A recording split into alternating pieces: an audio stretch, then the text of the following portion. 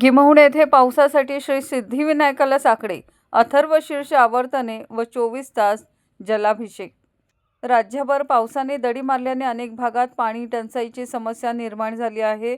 पाऊस लांबल्यामुळे शेतकरी व नागरिक चिंतेत असताना दापोली तालुक्यातील गिम्हवणे येथील गोडबोले आळीतील भक्तांनी पर्जन्यवृष्टी व्हावी यासाठी श्री सिद्धिविनायकाच्या चरणी साकडे घातले।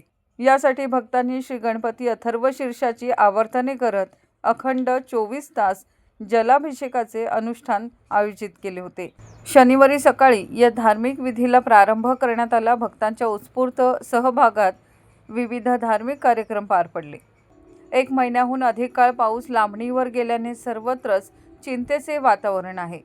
पाऊस पडून जनजीवन सुरळीत व्हावे, शेतीला दिलासा मिळावा आणि पाणी टंचाई दूर व्हावी अशी प्रार्थना यावेळी करण्यात आली। त्यानंतर रविवारी दुपारी आरती व महाप्रसाद यानंतर या अनुष्ठानाची सांगता करण्यात आली।